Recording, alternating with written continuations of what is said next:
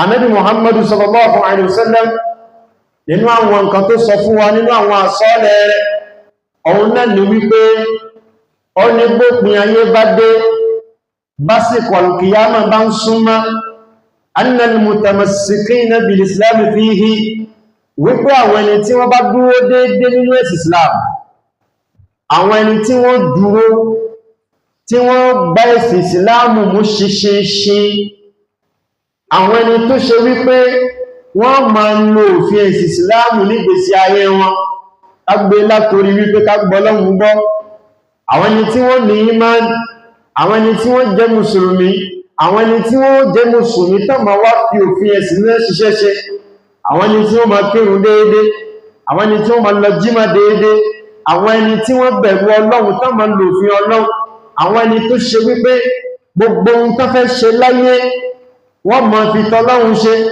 gbogbo ohun tó fẹ́ ṣe inú ẹ̀sìn wọn wọ́n máa fi tànàbí ṣe sallallahu alaihi wasallam tó bá di gbẹ̀yìn ayé ànábì ní irú wọn qalilun wọ́n kéré alẹ́rí wípé àwọn mùsùlùmí pọ̀ lórúkọ wọ́n pọ̀ lóǹkà àmọ́ àwọn ẹni tí wọ́n di ìsìláàmù mú lóòótọ́ àti lódodo qalilun wọ́n kéré gan ghuraba bayna an-nas wọ́n wá dàbí àjòjì láàrin àwọn èèyàn àwọn ẹni tí wọ́n dúró déédé tí wọ́n mú ìsìláàmù dúró ṣinṣin tí wọ́n sọ pẹ́sẹ̀ tàwọn oníyẹ̀ kúrò lórí ẹ̀sìn yẹn Ànábì ní sallallahu alaihi wasallam tó bá di òpin ayé gbígbẹ̀yìn bàbá ń súnmọ́ irú wọn mọ́ ṣe kí ni wọ́n kéré jọjọ ọjọ́ ẹjá abira wa léèrè lónìí mélòó lẹni tó ṣe wípé orúkọ mùsùlùmí ní jẹ́ mélòó nínú wọn ló wà ní jímọ̀ lọ́wọ́lọ́wọ́ yìí mélòó nínú wọn ló ti ẹ̀mọ̀ wípé onílọ́jọ́ Jímọ̀ mélòó nínú wọn lèyí tó ṣe wípé wọ́n máa ń ṣẹ̀sì bó ṣe tó àti bó ṣe yẹ ẹlọ sínú àwọn mọ́ṣáláṣí lórí jàmá èyàn mélòó lẹ́ ń bá pàdé nínú àsùbá sáfù kan kò kú jàmá sáfù kan gan àtipátipá lẹ́fẹ̀ẹ́ èyàn mẹ́fà mọ́ṣáláṣí tó kún jù lẹ́rìí èyàn mẹ́wàá ní sọ́fù àkọ́kọ́ òkùnmẹ́yìn bá dé àwọn èèyàn orúkọ lásán ní ó ṣẹ́kù wọn ní ṣẹ̀sì mọ́ jàmá mélòó nínú àwọn èèyàn lópin ayé lẹ́ni tó ṣe wípé nígbà tó bá ṣe táàtì níyàwó yóò sì máa béèrè wípé bóòlẹ̀ sí ṣe ní afẹ́yàwó mélòó nínú àwọn èèyàn lẹ́ni tó ṣe wípé ọba di gbẹ̀yìn ìgbà ọba ṣe táàtì lọ́kọ yóò béèrè wípé kí ni pé sí ń rí mélòó nínú àwọn èèyàn ọba di gbẹ̀yìn ayé ọba di gbẹ̀yìn ìgbà ọba bímọ sílẹ̀ ayé ni ó béèrè wípé kí ni tọ́lọ́wọ̀n àtàníbì ní a ṣe mélòó nínú àwọn èèyàn lẹ́yìn tó ṣe wípé tó bá di gbẹ̀yìn ìgbà wọ́n máa wádìí nípa ẹ̀sìn wọn mélòó ni jàmá qalilun wọ́n kéré ghuraba bayna an-nas ẹ̀ta ohoro ni wọ́n àwọn mùsùlùmí máa ṣe pọ̀ tó yẹ èyí tí máa ń ṣèwádìí nípa ẹ̀sìn wọn èyí tí máa ń farabalẹ̀ wádìí nípa ẹ̀sìn wọn kó tó ṣẹ̀sìn wọ́n kéré jọjọ Ànábì sọ bẹ́ẹ̀ fún wa sallallahu alaihi wasallam ó ní bada al-islamu ghariban thumma ya'udu ghariban kama bada'a ó ní ìsìláàmù tẹ́rí yìí nígbà tí ó fi bẹ̀rẹ̀ lọ́jọ́ kìíní àná bada'a ghariban ó bẹ̀rẹ̀ gẹ́gẹ́ bí nǹkan àjòjì ni nítorí wípé àwọn Lárúbáwá tí ìsìláàmù wá dé bá lákọ̀ọ́kọ́ tí wọ́n jẹ́ ìran Lárúbáwá tánàbí ti jáde lára wọn àti gbogbo àgbáńlá ayé àwọn tí wọ́n ń ṣe Lárúbáwá ń gbà náà láwọn gbà tí ìsìláàmù dé wá gbogbo wọn wọ́n rí wípé ìsìláàmù nǹkan tuntun ni àwọn tí ń sin Ọlọ́run bí kwásánṣọ́ àsáǹtì tẹ́lẹ̀ àwọn tí ń sin Ọlọ́run tó lé ní kwásánṣọ́ àsáǹtì tẹ́lẹ̀ rí ẹnìkan wá dé ó ní ẹyọ kan ní káwọn máa sìn pé káwọn máa sin bàbá mọ́ káwọn máa sin ọmọ mọ́ káwọn máa sin ẹ̀mí mímọ́ pé Ọlọ́run nìkan ni káwọn máa sin ọba tó dá gbogbo nǹkan àwọn tí ń sin ṣàpánà àwọn tí ń sin Ògún àwọn ń sin eégún kẹ́nìkan dé kó ní ká má ṣe bẹ́ẹ̀ mọ́ èèmọ̀ lélẹ́yìn o Ìsìlámù dé ń gbà náà ní nǹkan èèmọ̀ àwọn Lárúbáwá ọ̀pọ̀lọpọ̀ ìwà wọn gẹ́gẹ́ bá ti sọ fún wa láwọn kó nígbà tó kọjá bí wípé ọ̀nà tán mọ́gbà fi fẹ́yàwó ọ̀nà tán mọ́gbà fi lọ́kọ ìsìláàmù dé ó ní ẹmọ́ ṣe bẹ́ẹ̀ mọ́ wọ́n gbé nǹkan àjèjì fún wọn àwọn lárúbáwá lánàá wọ́n mú kí sànú ọtí wọ́n mú burúkú ọtí ọmọ tí lọ́pọ̀lọpọ̀ wọn gbà náà lọ ìsìláàmù dé ó ní wọ́n má mú tí má bàdà alìsìláàmù ghariban ìsìláàmù dé ọ̀nà èèyàn ọmọ tẹ́mọ́ ń ṣúpò bàbá yín ẹgbọ́dọ̀ ṣúpò bàbá yín mọ́ àyín ọmọ tó ṣe ń tó bí bàbá bá kú ẹgbogbo ìyàwó ẹ má ṣe bẹ́ẹ̀ má bàdà alìsìláàmù ghariban ìsìláàmù bẹ̀rẹ̀ bí nǹkan àjèjì ìsìláàmù dé lọ́jọ́ kìíní àná ọ̀nà èyí tẹ́ máa ń mu sìgá ẹ má mú ma èyí tẹ́ máa ń mu nǹkan tí máa ń pani lórí tí máa ń mú ní kórìíra ẹ má mú ma àwọn ohun báyìí tẹ́ máa ń ṣe ẹ má ṣe má èyí tó ṣe wípé orin lẹ mọ́kùnrin mọ́kùn má èyí tó ṣe wípé oníjó káyé ní ẹ má jò má bada al-islamu ghariban. L'islam a commencé au début comme quelque chose étrange. L'islam a débuté au moment où il a commencé comme quelque chose de nouveau, comme quelque chose étranger. Et le prophète dit sallallahu alayhi wa sallam, et après cela, ثم يعود غريبا كما بدأ, et après il redeviendra étrange comme il a commencé. Ọba ya títí Islam padà bọ̀ wá di tuntun gẹ́gẹ́ bó ṣe di tuntun gẹ́gẹ́ bó ṣe bẹ̀rẹ̀ ní tuntun. L'islam va redevenir étrange. Les gens vont voir, vont percevoir l'islam comme étant une chose étrange. Ọba ni Fatouba lil ghuraba, alors annoncer la bonne nouvelle aux étrangers de ce moment-là. La Nabi wa sọ wípé Fatouba lil ghuraba, tọ́bọ̀ wá rí bẹ́ ẹbá mi fún wọn ní ròdùnú àwọn òun oníjàmá àwọn àjòjì. Ẹbá mi fún wọn ní ròdùnú jàmá àwọn àwọn olafẹ́ fún ní ròdùnú jàmá. Ànábì ni ẹbá mi fún àwọn àjòjì ní ròdùnú.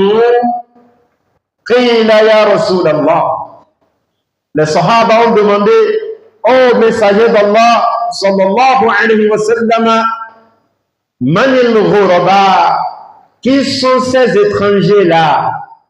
Et là, on dit si àwọn wo ni àwọn àjòjì náà?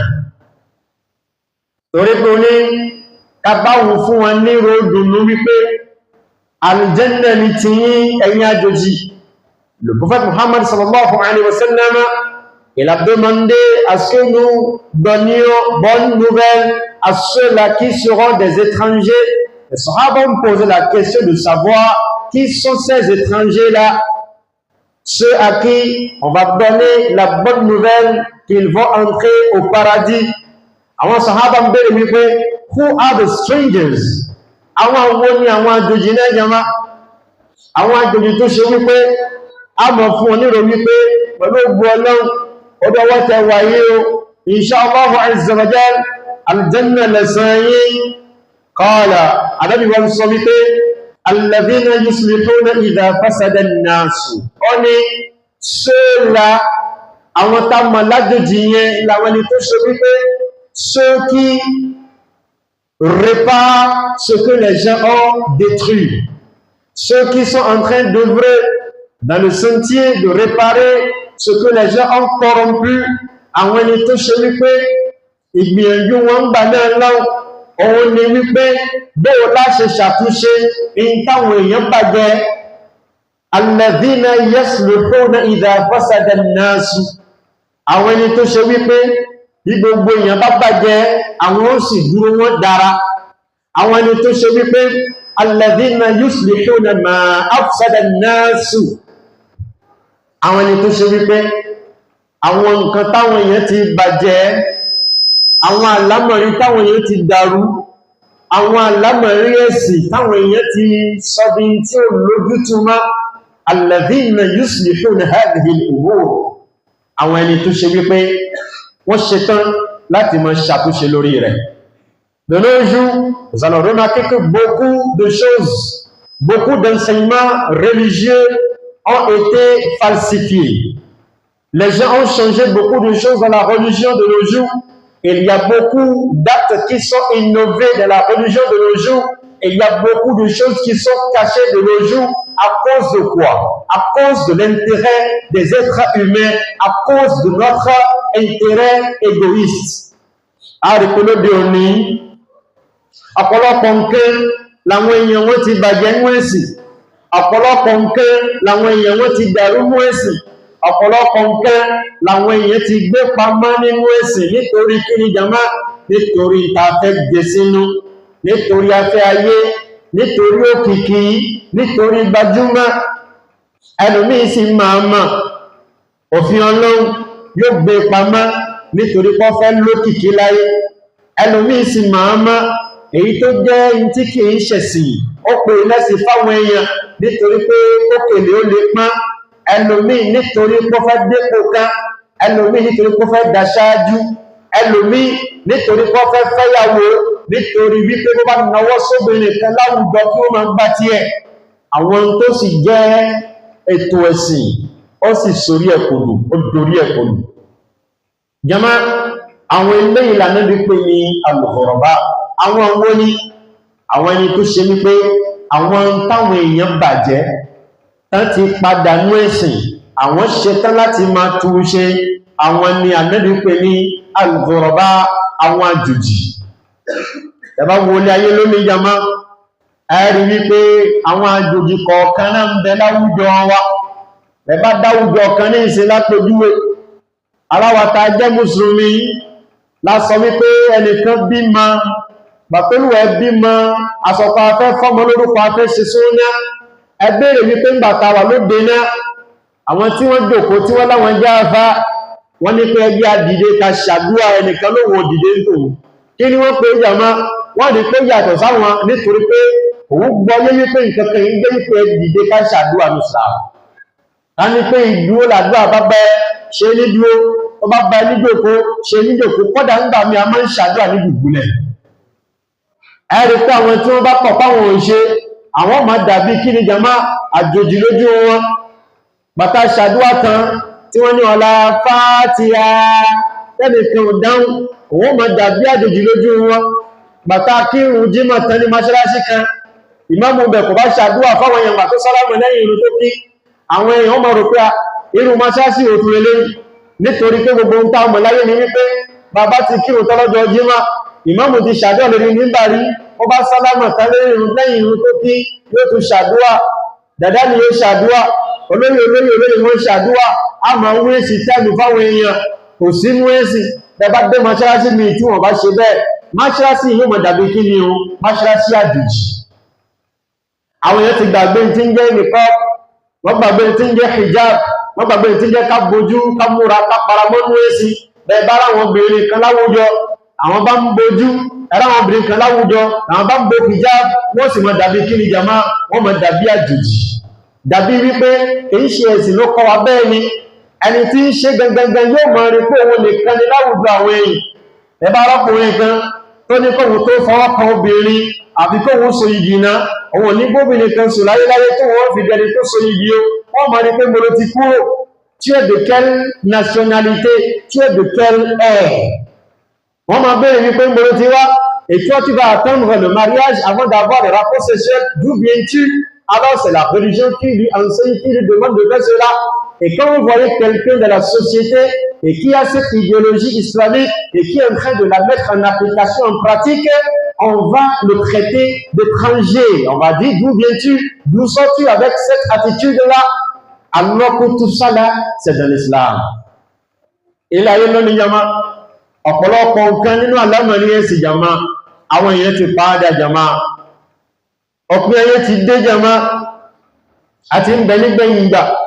Nous sommes en train de vivre les périodes de la fin des temps, la fin du monde.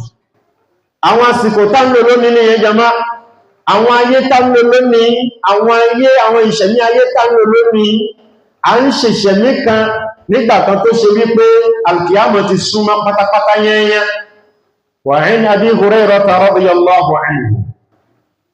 Látọ̀dọ̀ Abu Hurayrah radiyallahu anhu 'an an-nabiy sallallahu alayhi wa sallam qala, ó ní òjíṣẹ́ Ọlọ́run tí kí àti ọlá ń bẹ fún sọ wípé yataqarabu az-zamanu, Annabi Muhammadu sallallahu alayhi wa sallam ó ní yataqarabu az-zamanu wa yuqbadu al-ilmu wa tadhharu al-fitanu wa yulqa ash-shuhhu wa yakthuru al-haraju qalu wa ma al-haraj qala al-qatl sallallahu alayhi wa sallam. Ànábì Muhammad sallallahu alayhi wa sallam ń bá wa sọ̀rọ̀ ní hadithu yìí ó ní yataqarabu az-zamanu, le temps se rapproche, l'heure est proche, l'heure se rapproche, l'heure de la fin des temps approche. Àsìkò al-qiyamah ń súnmọ́, àsìkò al-qiyamah bá ń súnmọ́, quand l'heure approche, nous allons remarquer quelque chose qui va nous étonner, c'est que nous allons voir une année va devenir comme un mois. Nous allons passer une année et on va avoir l'impression d'avoir passé un mois. L'année va passer comme un mois, le mois va passer comme une semaine va passer comme une journée va passer comme une heure va passer comme une seconde. Allahu Akbar. Et bien, on est ici. On a qui va dire, du moins, de tout ici. Et il a doko, de quelques instants maintenant, ici on va encore accomplir la prière de Ansir. Quelques instants après, Maghrib et Isha va dormir et c'est comme ça. Ça s'approche. Donc on y a un temps à wípé Al-Qiyamah ti súnmọ́. Ẹwù bàkà àná yàmá, bílẹ̀ bá fi mọ́, tágogo tó lu ago méjìlá, yóò pẹ́ gẹ́. Àmẹ́wò ní sí wẹ́rẹ́wẹ́rẹ́wẹ́rẹ́ méjìlá, wẹ́rẹ́wẹ́rẹ́wẹ́rẹ́ agokan, wẹ́rẹ́wẹ́rẹ́wẹ́rẹ́ mẹ́ta, wẹ́rẹ́wẹ́rẹ́wẹ́rẹ́ ìkẹ̀wílẹ̀ kan ṣúni. Ẹ wá rí wípé de la même manière, les actes d'adoration diminuent de plus en plus. Àwọn iṣẹ́ olóore náà ń kéré. Ẹgbẹ́ rẹ̀ lánàá wípé bóò láti mọ́ sí náà lánàá jẹ̀má. Nos adorations entre-temps étaient nombreuses comparativement à ce que nous faisons aujourd'hui. Entre-temps, l'imam va finir la prière, il va accomplir la prière de Shafi, il va faire al-witr. Ou bien, arrivé à la maison, il va encore se lever la nuit pour adorer son Seigneur. Selon le rawatib, après chaque prière, ou bien avant certaines prières, il va accomplir des salawat nawafi. Mais de nos jours, il n'y en a plus. Sauf quelques rares personnes qui accomplissent encore des œuvres surrogatoires. Àwọn iṣẹ́ olóore yóò dínkù jàmá. Sàárà yóò dínkù. Àsìkò náà ń súnmọ́ nìyẹn. Ànábì ló sọ bẹ́ẹ̀ sallallahu alayhi wa sallam, ó ní dans cette période-là, en ce moment-là, wa yuqbadu al-ilmu, la science sera ôtée de la terre. La science sera enlevée de la terre. Ọlọ́run Ànábì ní bópin ayé bá dé, ìgbẹ̀yìn ìgbà tó bá dé, nínú àwọn nǹkan tẹ́ fi mọ̀ ní wípé ìmọ̀ yóò kúrò lórí ilẹ̀. Allah. La science va plier ses nattes, va quitter la terre. La science islamique va disparaître. Même d'autres sciences aussi vont disparaître de nos jours. Et il y a beaucoup de docteurs, non docteurs. Beaucoup de détenteurs de doctorats qui n'est pas qualifié. Il y a des diplômes, il n'y a pas la science. Allahu Akbar. Il y a beaucoup de personnes, ils ont le CEP, le BPC, ils ont le bac, ils ont la licence, mais ils ne peuvent pas s'exprimer bien en langue française. Il n'y a pas la science. Il a dit qu'il est spécialisé en tel domaine, mais il n'est pas compétent. Il a dit j'ai fait l'agronomie, il n'est pas compétent. Il a dit j'ai fait les sciences juridiques, j'ai étudié ci, ça, mais il n'est pas compétent. Il n'y a plus de compétences, il y a les diplômes, mais pas de compétences. Alors on gba shahada ìdádíyà, kò lè ka al-Qur'an, wọ́n ṣe wà nímọ̀ fọ́mọ́, kò lè ka suratu Zilzala, wọ́n ní ìsásúrúsílá, ó sì ṣe ìgbà wà nímọ̀. Il n'y a pas de science, kò sí maman jama. Il est élu, il est imam, mais il ne comprend pas ce qu'il dit aux gens. Kò sí maman jama, bókun ayé bá dé ní ẹ̀họ́, bókun ayé bá dé, Ọlọ́run yóò máa ká ìmọ̀ kúrò lórí ilẹ̀ díẹ̀. Kìí wá ṣe wípé ìmọ̀ náà fẹ́ kúrò lójijì bí lẹ́kàn náà ara. The qabdil ulama. Ànábì ní ọ̀nà tọ́lọ́run máa ń gbà fi yọ ìmọ̀ kúrò lórí ilẹ̀ ayé, òun ni wípé àwọn àfá ó mọ̀ kú. Àwọn olùmọ̀gbà tó ṣe pé ìmọ̀ ń bẹ lọ́wọ́ wọn, wọ́n mọ̀ kúrò láyé, wọ́n bá ti ń kú, tán lọ, ẹ̀rí páwọn èèyàn ò ní ríbi tán ti gba ìmọ̀ gidi má. èyí tó kù náà ni ayédèrú ìmọ̀ wípé kó ṣe wà nímọ̀ kó máa lọ kémi lówó kí ra mọ́tò kí kọ́lé ìyẹn ló kù lórí ìjàmá. ẹ wá béèrè wípé ọ̀pọ̀lọpọ̀ ẹni tí tó ń kọ́ni nímọ̀ lónìí entre-temps les gens enseignaient les sciences pour Allah subhanahu wa ta'ala. Même si táyé bá tiẹ̀ fẹ́ padà wọnú ẹ̀ wípé àṣà àjẹun ẹ̀fún olówó iṣẹ́ tá ń ṣe àmọ́ ìpìlẹ̀ ni pé torí Ọlọ́run ló fi mọ́ kọ́yìn lẹ́kọ̀ọ́ lánàá. Àmọ́ lónìí jàmá nítorí owó ni beaucoup de professeurs lónìí jàmá c'est l'argent, la science, ça c'est pas ça qui est le primordial, non. Ẹyọ ọ̀pọ̀lọpọ̀ àwọn ènìyàn lónìí, il y a de l'anac partout, l'anac scientifique. La plupart des professeurs arnaquent les parents d'élèves. Wallah. La plupart des alphas, ils sont des arnaqueurs. Wọ́n arnaqué àwọn òbí ọmọ ni. Wọ́n gbowó lọ́wọ́ wọn. Àmọ́ wọn ò ṣiṣẹ́ tí wọ́n ń ṣe. Iṣẹ́ tó yẹ kẹ́ ṣe wọn ò ṣiṣẹ́ náà. Wọ́n ìlú nínú mo tọ́ fífi Ọlọ́run ní ẹgbẹ́ yóò máa bá wọn. Nítorí pé owó tí wọ́n ń bá wọn ò ṣiṣẹ́. Ọ̀pọ̀lọpọ̀ ọmọ lọ léwe ẹwọ́ àwọn professeurs mi. On t'a payé pour enseigner les enfants et on t'a établi un programme sur une période de temps donnée. Ce qui veut dire qu'on attend de toi, à la fin de cette période-là, que tu puisses déjà finir ton travail, que le travail soit déjà accompli, effectué. Comment se fait-il que le temps qu'on t'a dédié ne suffit pas pour le travail et il aura fallu que tu crées encore un autre TD pour tes élèves pour qu'ils puissent travailler? Voyez-vous, et seulement les enfants qui viennent à cette TD-là réussissent souvent, parce que là-bas, vous allez traiter certaines épreuves qui ne sont pas traitées à l'école, pour que les gens puissent venir chez toi à cause de l'argent. Alors, quand les programmes t'ont fourni, négocier, et bien on sort quel dit quand on manque de beaucoup d'enfants n'ont pas l'argent pour venir au TD. Ceux-là sont des malheureux. Ils sont marginalisés, ils sont boycottés parce qu'ils ne sont pas riches suffisamment pour suivre les TD là. C'était une parenthèse importante. Et il y a on va écrire les diplômes aux enfants. Les gens vont acheter les diplômes, mais il n'y aura pas de source. Chirurgien, il n'est pas compétent dans le domaine, il a eu le diplôme par fraude. Alors quand il est là, on va diplôme à tirer moto, on va faire coller. Tu l'as dit, au fond, il faut faire diplôme. Subhanallah, il n'a jamais été mis à l'épreuve, à l'expérience, avant d'obtenir le diplôme, le permis de conduire. Il prend voiture, il va faire accident. Gamin, Anna Bilitoba Dasikona, sallallahu alayhi wa sallam, à la fin des temps, la science sera ôtée de la terre. Alors, on va comme l'orile. Et mon ciment. Alors, le mini mon ciment bao. Alors, à face à pour la étang chez Wazi. En bombe pelé. Oani, watavharul fitano. Et en ce moment-là, la tentation sera répandue. Et une tinge fitina, yo wa pour la yéjama. Jama yo l'anno de jama. Aye fitina. Aye yi pe kiyen mo sun askiyen le kiyen mo le sun gbadun nu le ọkàn ní balẹ̀ ọmọ fẹ́ lọ léwe ọkàn ní balẹ̀ láyé àná àwa kò ní odidi ọkọfì a sì lọ léwe ní kò bẹ́ẹ̀ de ẹnìkan òṣọ́ wa lónìí ó gbé fún òsèmì jẹ̀ ó gbọ́mọ lọ tó di fìtínà ayé lónìí kò sí fọ̀kànbalẹ̀ mọ́ ayé rírà sílò láwá ayé ìpayà láwá ayé ìbẹ̀rùbojo láwá watazharu alfitan.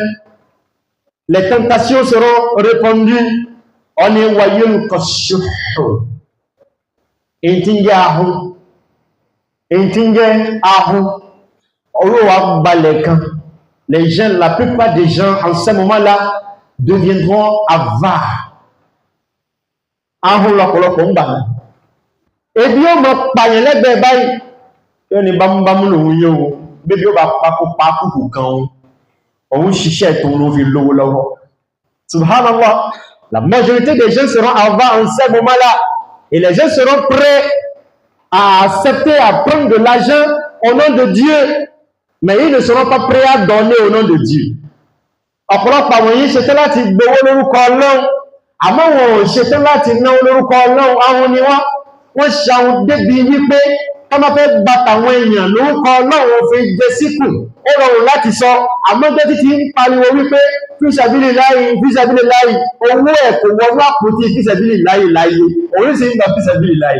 àfúnníyẹ ẹwà àdúgbò ẹ àwọn olè ní bùkátà ládùúgbò ẹ kí ni wọ́n jẹ kí lòun jẹ ahun yóò pọ̀ láyé jàmá Ànábì ní wa yakthuru al-haraju èyí tí ń jẹ́ al-haraju yóò wá pọ̀ ń gbà nẹ́gàn et sera répondu en ce moment-là al-haraj. Les Sahaba ont posé la question de savoir qu'est-ce que c'est que al-haraju. Kí ni jẹ́ al-haraj jama ìbéèrè kan àwọn Lárúbáwá wọ́n pọ̀ ní àwọn Sahaba majorité àwọn Sahaba ils étaient des quoi? Des Arabes. Mais pourquoi ne comprennent-ils pas certains mots arabes? Bon, mais Allah ló mọ̀ ló ṣẹ̀ṣẹ̀ èdè Lárúbáwá parce que wá síta ṣe kọjá ká àforí ètì ní jẹ ẹjọ́ ẹlòmí lè gbọ́ mi yé ó lè gbọ́ yé sí bí wípé àṣẹ Lárúbáwá èdè yẹn kò nítumọ̀ kankan nítorí pé tẹ́ bá wáyé lónìí náà parmi les tentations de nos jours il y a des gens qui disent que donc apparemment Allah il comprend toutes les langues. Par conséquent, on peut adorer notre Seigneur en notre langue qui te l'a dit, c'est interdit. C'est Allah qui a choisi la langue arabe. Et la langue arabe dépasse les Arabes eux-mêmes. Allah les a défiés à travers leur propre langue. Al-Qur'an est en langue arabe, entièrement arabe. Et Allah dit, et si vous êtes douteux, si vous avez des doutes, si vous manifestez des doutes au sujet de ce livre, Al-Qur'an, produisez alors un exemple de Al-Qur'an, ou bien un seul verset, et ils étaient incapables de le produire. Voilà qui c'est un langue arabe. Allahu Akbar. Et en même temps, il y a beaucoup de versets. A'udhu billahi minash shaitanir rajim. Bismillahir rahmanir rahim. Al-Qari'a. Mal Qari'a. Wa ma adraka mal Qari'a. Allah dit Al-Qari'a, le fracas. Mal Qari'a, qu'est-ce que c'est que le fracas? Qui dit Al-Qari'a? On a beau dire Al-Qari'a. Wa ma adraka mal Qari'a. Et qu'est-ce qui va te permettre de savoir, de connaître ce que c'est qu'Al-Qari'a? Qui dit de commander Al-Qari'a? C'est votre langue, mais vous ne connaissez pas. Allahu Akbar. Donc l'arabe ne peut pas se vanter. Parce que non, Allah vous chien, on n'a pas eu non. On vous défie à travers votre langue. C'est Allah qui l'a créé. La langue appartient à Allah. C'est lui qui l'a choisi. Donc, n'exagérez pas. Elle m'a cherché du début, oui, que quelqu'un a fait non. On a le bon de gamin. Donc, à l'époque, on est de Nago. Là, on le tobi. Ah, elle est pagaille. Allez, alors. Donc, après le serment, là, on a compris qu'on peut adorer Allah en toute langue. Et ils avaient vu. Ils avaient vu. Avec qui on est? Allah est le plus grand. Hein? Allah wa Akbar. Il y a quoi? On va chercher un Jérémie. Allah, on le cherche à aider l'Arbaha. Bien, on est quand on est chez nous, on nous porte à Mundona. Voilà, on est maintenant. Allah de Kabou. Qu'est-ce qu'il y a Allah de Kabou? Donc, bon, tout le monde sent, voilà, il y a des millions de c'est une exagération. Assez journée.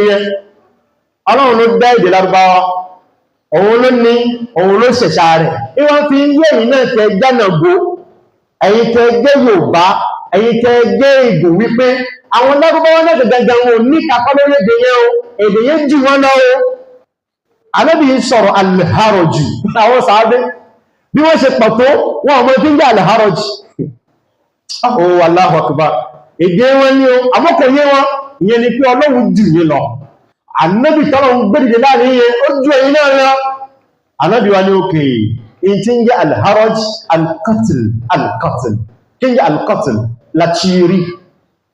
Kama pa èèyàn lọ tó bá di ìgbẹ̀yìn gbà ẹ mọ̀ rí pé ó mọ̀ pa èèyàn ẹ mọ̀ rókò ní títì ẹni mọ̀ tó pa ẹ rókò yẹn láàtàn ẹni mọ̀ tó ṣe al-qatl sadaqa Rasulullahi sallallahu alaihi wasallam wallahi òdodo làwọn bí sọ àsìkò tánà bí sọ̀rọ̀ yìí ẹ wo gbà náà sẹ́yìn des centaines d'années sẹ́yìn tàbí bí ti sọ kiri yẹn ẹ wá wo lónìí wá ń ṣẹlẹ̀ lónìí jama wọ́n ní wọ́n ló kó èèyàn kan níbi kan kò sórí ibẹ̀ ma Allahu Akbar wọ́n ló kó yẹ kan bí kan in tí wà lábẹ́ kò sí ń dẹ̀mọ́ èyí tó ṣẹlẹ̀ nítòsí wa wọ́n sì rí ṣaka kan ní ugbó inú ugbó náà rọrùn ní ọ̀rùn kan ní inú ugbó náà àwọn èèyàn sì ń kọjá lójoojúmọ́ wọ́n gbọ́ ọ̀rùn náà ń pé quelle est cette odeur répugnante là chaque fois ils entendent l'odeur mais il a fallu qu'ils aillent vers le sac après l'avoir ouvert ils ont découvert que subhanallah c'est des êtres humains tués découpés en morceaux charcutés qui sont dans le sac ẹ̀yẹ ni wọ́n pa ló tán wẹ́lẹ́wẹ́lẹ́ kò wọ́n sínú ṣaka Allahu Akbar wọ́n fi kàrà ń gbà náà tírélà tìtàn kúkú èèyàn ló kún rẹ̀ òkú èèyàn ni wọ́n garí ẹ̀sà àdúgbò kan un titan garé dans un quartier rempli de personnes mortes Ànábì ló sọ bẹ́ẹ̀ sallallahu alaihi wasallam ó ní tí gbẹ̀yìn ayé bá dé èyí tí ń jẹ́ ká mọ pa ní yóò mọ̀ ṣẹlẹ̀ ẹlòmí yóò pààyàn gan tó bá bí wípé kí ló tó fi pa òun pa náà il va tuer sans raison, voilà. Ça lui a plu de tuer quelqu'un. Subhanallah. Ànábì ló sọ bẹ́ẹ̀ sallallahu alaihi wasallam. Jàmá, òpin ayé ti dé. Àti ń bẹ nígbẹ̀yìn ìgbà. Àsìkò tá ń lò yí jàmá, ló tendons vers al-qiyamah. Le jour de la résurrection est proche. Látọ̀dọ̀ Abdullahi ọmọ Mas'ud radiyallahu anhu. Ó ní Ànábì Muhammad sallallahu alaihi wasallam ó sọ wípé inna bayna yadayi as-sa'ati la ayyaman. Il dit certes, avant la fin des temps, vous allez vivre des jours, des moments yanzilu fiha al-jahlu. En ce moment-là, la science va disparaître et l'ignorance va s'y installer. La science va disparaître des sociétés, surtout la science islamique, ça va disparaître. Et l'ignorance va descendre, va s'installer. Et tinga imaka yo sokale, yo joba, awani wa yurfa'u fiha al-ilmu, Allah wo gbe makurube, wa yakthuru fiha al-haraj. Kama panilotun, kama panilosi, yo ṣe kíni jama, yo ṣẹlẹ̀. Ní nǹkan tó bí oṣù mélòó kan sẹ́yìn jama wọ́n ṣe ìròyìn kan wípé níbi kan tàbá ń lọ wẹ́rẹ̀ tàbá kò ní wẹ́rẹ̀ bí ẹni tí ń lọ sí wẹ́hí ní kàrí fún nǹkan bẹ̀ òkúyẹ̀ mélòó náà rí òkúyẹ̀ méjì kan ní wọ́n rí bẹ̀ tí wọ́n pa wọn tí wọ́n mẹ́ta tí wọ́n kó wọn síbẹ̀ tálómẹ́ tó pa wọ́n kí ní tó fi pa wọ́n ẹnìkan wọn àmọ́ Nábì ti sọ bẹ́ẹ̀ sallallahu alaihi wasallam ẹjá mọ́ tẹ̀síwájú látọ̀dọ̀ Anas ọmọ Malik radiyallahu anhu ó ní Ànábì sallallahu alaihi wasallam sọ wípé sayati ala an-nas sanawatun khadda'atun ó ní il viendra aux hommes certaines années àwọn ọdún kan ń bọ̀ wá bá yín láyé ẹ̀yin èèyàn ní o tàbí kí àwọn bá ń súnmọ́ à l'approche des temps quand l'heure va s'approcher il y a des années qui viendront à vous. Vous allez vivre dans certaines années où on est des années khadda'at, des années de tromperie. Àwọn àsìkò yẹn, èyí tí ó máa wáyé ń bẹ̀ ní ẹ̀tànjẹ, la tromperie. Ọ̀nà máa wáyé lásìkò náà jama. Tó bá di àsìkò yẹn, yusaddaqu fiha al-kadhibu. En ce moment-là, le véridique, àwọn olóòótọ́, àsìkò yẹn bó bá dé, ceux qui sont véridiques parmi les hommes, ceux qui sont véridiques parmi les êtres humains seront traités de menteurs. Allah. Àwọn tí wọ́n jẹ́ olódodo ń gbà náà lọ́wọ́. Kí náà mọ̀ sí fún ọjà máa, wọ́n mọ̀ pé wọ́n ní òpùrọ̀ àbí bó ṣe gbé wọ́n ní yusaddaqu fiha al-kadhibu. Àwọn òpùrọ̀ ń gbà náà, les menteurs seront traités de véridiques. Àwọn tó jẹ́ òpùrọ̀ láwùjọ tó ṣe pé bọ́bá lanu irọ́ ni, bọ́bá mìíràn irọ́ ni, bọ́bá sínú irọ́ ni wọ́n sín jáde lẹ́nu. Ceux-là qui sont des vrais menteurs seront traités comme des véridiques. Ils seront considérés, on va leur attribuer une grande considération dans les sociétés, alors qu'ils sont des menteurs. On est وَيُكَذَّبُ فِيهَا الصَّادِقُ. Mais quant aux véridiques, ils seront traités quant à eux de menteurs. Àwọn olódodo ń gbà náà lọ́hùn wọ́n pè wọ́n ní kíni jama, wọ́n pè wọ́n ní òkúrọ́, ó ní وَيُؤْتَمَنُ فِيهَا الْخَائِنُ. Allahu Akbar, Allahu Akbar. Àwọn tí wọ́n jí àwọn tí wọ́n jẹ́ oníjàmbá èèyàn, àwọn ni wọ́n máa wá fọkàn tán. Àwọn tí wọ́n jẹ́ àwọn èèyàn burúkú, àwọn tó ṣe wípé ils sont injustes, àwọn tó ṣe wípé ils ne sont pas fidèles, on va les traiter de quoi? De fidèles. Ceux qui ne sont pas fidèles, on va leur faire confiance. On va faire confiance aux traites en ces moments-là. Allahu Akbar. Wa yutamanu fiha al-kha'in. Il est un traite, c'est maintenant que les traites. Et tant que les traites ni ọ̀dàlẹ̀. Ànábì ní tó bá di àsìkò náà jàmá, ọ̀dàlẹ̀ èèyàn làwọn èèyàn ó máa fọkàn tán. Les gens vont faire confiance aux traites. On est wa yukhawwanu fiha al-amin. Mais quant à celui-là qui est noble, celui-là qui est véridique, elle est touchée, oui, que c'est une personne de confiance, on va le traiter de traite. Et on continue chez l'aïlo de Jama.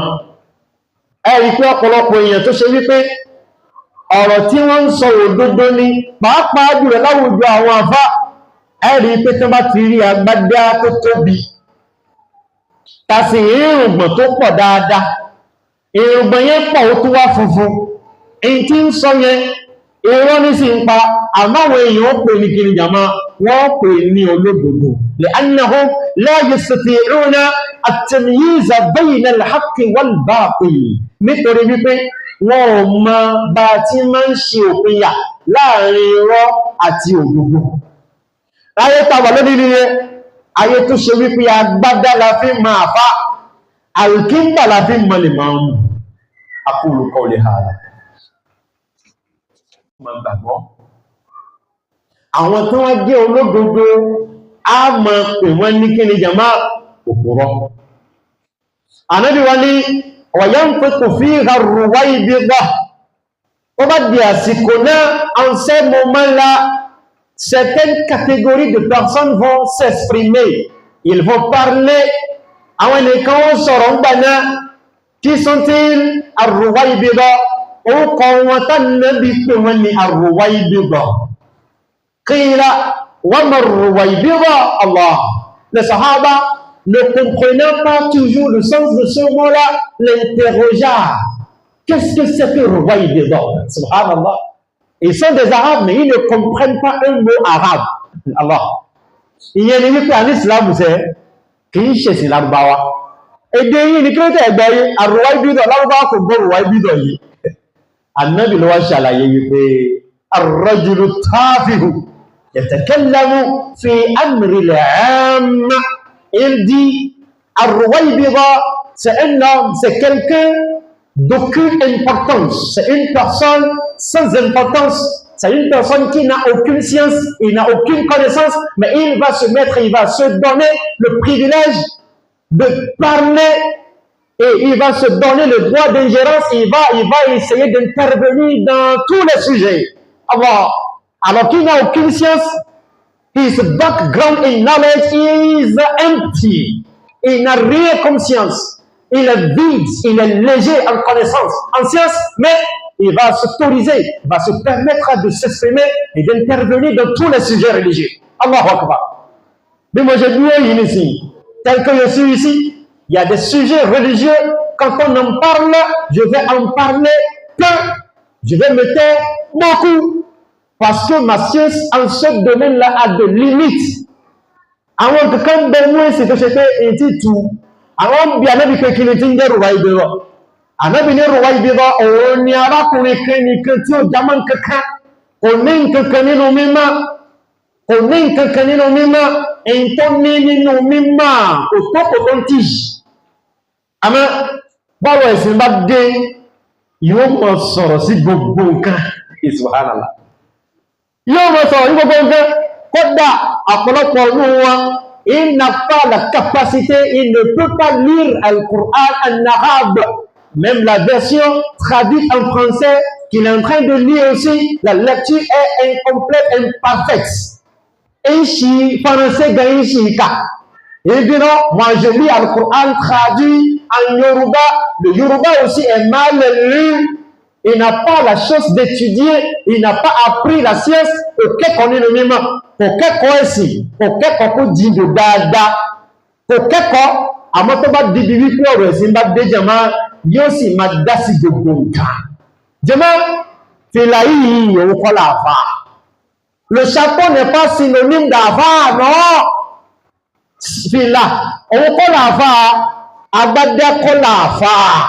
Al-Kimba is not imam, no. Àìmẹ́yẹ lọ́dọ́wọ́ tí ó wọ́n wọ Al-Kimba kò sí kéwú jẹ́lábù kọ́ láàfá ẹlòmínú pé abá ti rẹ̀ ìdájá fi wọ́n jẹ́lábù tí wọ́n kiri tó ní tẹ̀sífà mọ́wọ́ àfá ní láà tàbí sọ bẹ́ẹ̀ pé ìjàmà láà c'est une incompréhension, c'est une malcompréhension. On a mal compris ces choses-là. Et dans son quartier, comme il est déjà considéré comme Afa, et on l'appelle, on l'interroge à un sujet, sur un sujet, il se met à parler tout comme si il est bien placé pour parler. Arwaibira, avec bien évidemment, Arwaibira, on a dit que c'était comment quelqu'un, à mon aussi, m'a dassi de bon camp. Quoi qu'on soit, sa tranche d'âge. Il peut avoir 100 ans, 90 ans, les barbes ont blanchi, ça ne veut rien dire. Voilà, on a dit que Abalabane et on veut être foufou, on veut la wane, et on sort, et il soigne, et il a des solutions au Coran, à Tissona, on va taper dans ce bécan. Il y a un minima, à l'homme, il ne peut pas dire, à Rouaïbi donné au pas. Àmọ́ lónìí jàmá ẹ̀rí wípé bá nẹ́bì tí wí náà ló ṣẹlẹ̀ níbi tí wá burú dé jàmá kìí ṣe wípé àwọn Rouaïbi kò sí ní 2010 wọ́n wà ní 2009 wọ́n wà ní 2000 l'an 2000 wọ́n wà wọ́n àmọ́ àmọ́ wọn kí ló wá jẹ́ kí wọ́n wá gbajúmọ̀ lónìí jàmá l'évolution technologique, l'évolution scientifique qui devrait être en avantage de l'islam, nous sommes en train de l'utiliser contre l'islam. Aujourd'hui, c'est possible d'être en Amérique et envoyer une vidéo qu'on va suivre en direct à Kobe ici. Donc, toute personne se permet de se mettre sur un réseau social et commencer par parler de la science de l'islam. Allahu Akbar. Arwaïbira qui diront, pour Poloni Jama, pour Poloni, Eri WhatsApp, Wanzorolo, Eri Facebook, Wanzorolo, àwọn màmá wa, àwọn ẹ̀gbọ́n wa, àwọn àǹtí wa, àwọn ọmọ wa, àwọn ìyàwó wa, àwọn ọkọ wa, wọn ò sì lè ṣe ká má lo fóònù lónìí. Ọ̀pọ̀lọpọ̀ ń kó virus lórí portable. Wallah, il y a beaucoup de personnes, sallallahu alayhi wa sallam, il a dit que des gens vont dormir, ils iront au lit la nuit en tant que musulmans, vont se réveiller en tant que mécréants. Pourquoi? Il a certes regardé une vidéo qui a changé sa foi, qui a créé des doutes dans son cœur. Non, tu as acheté des forfaits avec ton argent. Àwọn ìyá wa, àwọn màmá wa, àwọn ẹ̀gbọ́n, àwọn àbúrò, wọ́n máa fi àwọn vidéo ránṣẹ́, on est fatigué. Chacun parle. Kálukú kan sọ̀rọ̀ ni. Subhanallah, ọ̀rọ̀ Ọlọ́run náà, là ń sọ bẹ́ẹ̀, là ń dá sí bó ṣe mú wa. Kálukú sọ nípa ẹ̀sìn bó ṣe mọ̀. Kò sì nímọ̀ nípa ìjàmá. Ó yẹ ká máa sunkún ní jàmá. Ìbànújẹ́ ní jàmá. Ànábì ní sallallahu alaihi wasallam wa yantiqu fiha Rouaïbira. Àwọn Rouaïbira wọ́n pọ̀ ń gbà náà, wọ́n máa sọ̀rọ̀, àwọn ni wọ́n máa sọ̀rọ̀ ń gbà náà jàmá. Kò sí ẹ̀dá wo ẹni tó bá ti lè mọ wákà díẹ̀, ó máa kọ̀ sí ìdá, ó lè kó lédè Lárúbáwá, ó ti dàfà lọ́dọ̀ wa jàmá. Èyí ń di tẹ̀sùbá ọmọwọ́, ó ti dàfà lọ́dọ̀ wa, ṣé wọ́n làfà ní jàmá? Ẹbí wípé ta làfà ti ẹ, ta ló kọ́ ní kéwú tí ó ṣe, kí náà ló fà láwọn èèyàn fi gbé kalẹ̀ wípé ó lọ lè kéwú, ó ṣèdánwò, ó pàṣẹ, wọ́n ṣèdánwò pẹ̀lú ṣé ó mọ́ tó ń sọ. Jàmá ibi ká parí ẹ̀sìn lónìí àsìkò ti lọ. Khutba ini jàmá, le sermon d'aujourd'hui, c'est une introduction. Wallah. Donc, bon temps, tout ce qu'on a dit du début jusqu'à la fin, Wallah, c'est une introduction à un sujet d'une grande importance dans la société de nos jours. Wallah. èyí tá a sọ yìí ti síwájú ló jẹ́ fún àkọlé pàtàkì kan tó yẹ kéèmì àti ẹ̀ka mà ìyàwó ẹ gbọ́dọ̀ máa àwọn ọmọ ẹ gbọ́dọ̀ máa bíbẹ̀ kọ àmọ́lá èkó ìdọ́jọ́ àwọn dóṣù you can go at any time I can go at any time on peut partir à tout moment tu vas laisser tes enfants tu vas laisser les femmes derrière toi quel est le sort quel sera le sort est-ce qu'ils vont connaître l'islam authentique avant de partir ils ont accès aux réseaux sociaux ou bien comment vont-ils s'en sortir qu'Allah nous prête longue vie bá dìjọ́ mẹ́jọ àmà tẹ̀síwájú ọbẹ̀ ọlọ́run bá lẹ́kẹ́ ọlá gbogbo tí ń jẹ́ orí ètí ń bẹ pẹ̀lú wa ní jímọ̀ tó ní ọlọ́run dákun má jẹ́ kó pòórá gbogbo tí ń jẹ́ dáadáa tó ti ṣe fún wa lónìí tá wà yìí tó ti ń ṣe fún wa látẹ̀yìnwá ọlọ́run dákun má jẹ́ kó dópin gbogbo orí tó ṣe fún wa jẹ́ kó mọ tẹ̀síwájú ni àlàáfíà la ní la fi wá sí jímọ̀ lónìí jàmá àlàáfíà la ní la fi ń gbọ́ mi àlàáfíà la ní la fi ń fòye gbé tí mò ń sọ ọlọ́run dákun àlàáfíà wa má jẹ́ kó di fíàfíà làákàyè la fi ń gbọ́ làákàyè la fi ń dá ìjẹ́sì ẹ̀mí fi ń yé wa ọlọ́run dákun má bà làákàyè wa jẹ́ ká mọ bẹ láyọ̀ àtàláfẹ́ ní gbogbo ọgbà àrízìkí tá fi ṣayé wa tí ó rọrùn lọ́n jogún ẹ̀fẹ́ nìkọ̀ọ̀kan wa ọlọ́run o mo ṣàdúrà níjẹ̀ ìjọ mo tún ṣe ní èyí tó ti kọjá wípé àwọn ẹni wa tí wọ́n ń wojú ọlọ́run kọ́nà bá fún ọlọ́run ọlọ́run dákun bá fún ọlọ́mọ àwọn ẹni tí wọ́n ń bẹ lórí ọlọ́run dákun jẹ́ kí wọ́n sọ láyọ̀ àtàláfíà àwọn ẹni tí wọ́n ti sọ láyọ̀ àtàláfíà ọlọ́run dákun má jẹ́ ká gbógbé ẹkún lé wọn ogun asáré pè burúkú má jẹ́ kó ṣẹlẹ̀ sẹ́ni kọ̀ọ̀kan wa ẹ bá wa gbé ẹ bá wa gbá má jẹ́ kó tọ́ sẹ́ni kọ̀ọ̀kan wa èyí tí ń jẹ́ ìṣòro ọlọ́run dákun má jẹ́ kó tọ́ sí wa o